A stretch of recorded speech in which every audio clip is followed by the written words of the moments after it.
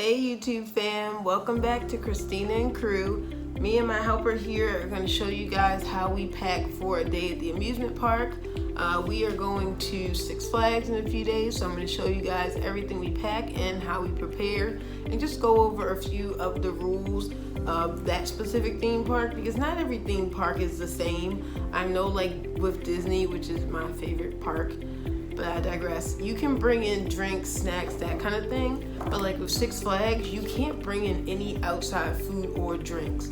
So despite whatever we may pack for the road, we might not necessarily be able to bring it inside of the park.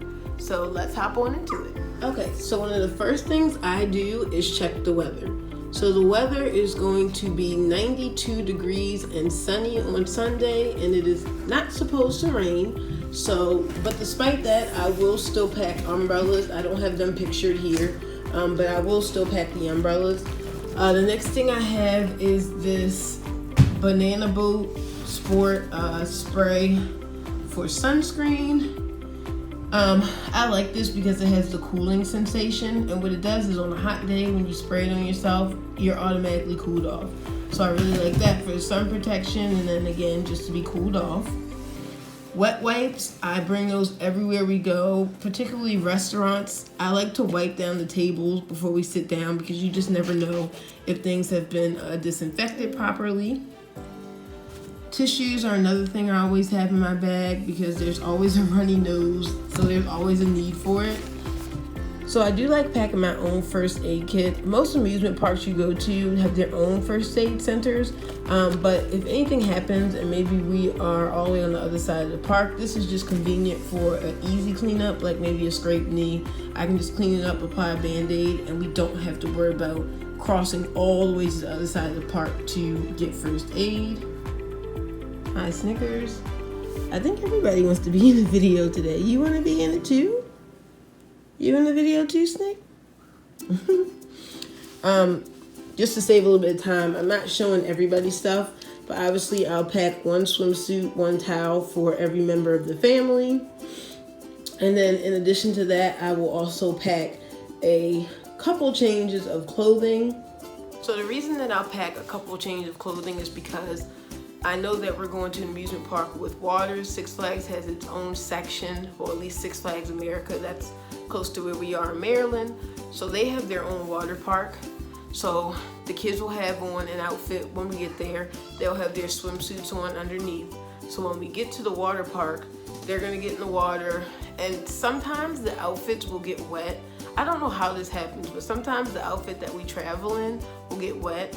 So then when they come out of the water, I'll usually put a different outfit on, and then I like to just have one extra outfit just in case an accident happens, because with kids, there's always accidents. So I like to have that. So for the road, I will pack a cooler. The cooler will have ice, water, and sugar-free juice boxes. Again, we cannot bring those items into the park itself, but it'll be good for the drive because I think it's maybe close to 2 hours from our house to get there. It's not super far, but with having younger kids, it's just good to have available drinks so you don't have to pull over to a rest stop.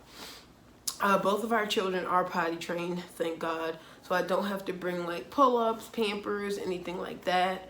But one thing that is always a good idea is to bring a potty with you, because you just never know if you had to pull over all of a sudden for a younger child and you wouldn't have anywhere for them to use the restroom, like maybe there's no gas station nearby, something like that. It's good to have a little small portable potty, or the potty you trained with. I like to bring that, and then if we do have to have a bathroom break on the side of the road, that younger child has somewhere to go. I'm trying to think if I forgot anything. Oh, I will bring Ziploc bags to put the wet clothing in.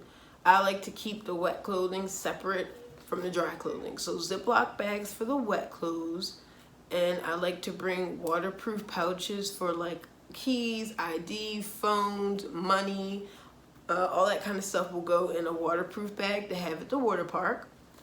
And then just like taking out cash in general is another good rule of thumb for amusement parks like Six Flags, because they have like the carnival style games, And if your kids want to play the carnival style games, you can't use a card to pay for that. You do have to use cash. So we will have cash on hand ready to go, of course, in the waterproof bag. And for the road itself, I like to get the kids little coloring packs from the Dollar Tree. It's $1. It comes with the coloring book and the crayons, and it's the kind of thing where if they break them or lose them, you're not going to feel bad about it because you've only spent $1 on it. So I like to go to the Dollar Tree, to their little kids section, and just clean up. And even like the Target dollar spot, just clean up on little inexpensive things for the kids to do on the way there. Neither one of our kids have tablets anymore. They did at one point and they broke them. So currently they don't have any tablets. So I'm going old school, you know, crayons, markers, little card games, anything that can be played in the car that's inexpensive but also entertaining. Typically we like to travel during nap time, but that's not going to happen for Six Flags because we're going to get there when it opens. Our tickets. So we will purchase them online and then print those out. So that's something else I will have already packed in my bag. And even like the parking pass, you can buy a preferred parking pass prior to your visit. So I'll print out like the parking pass, the tickets, and I'll have those. Since it's only 2 hours and we are going to a place where we're going to eat, I'm not going to focus on too many snacks. Maybe something light. I'll probably cut up an apple, maybe pack some goldfish, something like that. Just something small to have on the go, because I think on the way home they probably won't be doing much eating. And just for preparation purposes, I personally like to go on the website of the amusement park, and I like to look into food offerings. Six Flags America has a good variety of food offerings, and I like to know going into it because my kids are picky eaters. So I like to know going into it what the options are going to be so I can kind of plan ahead.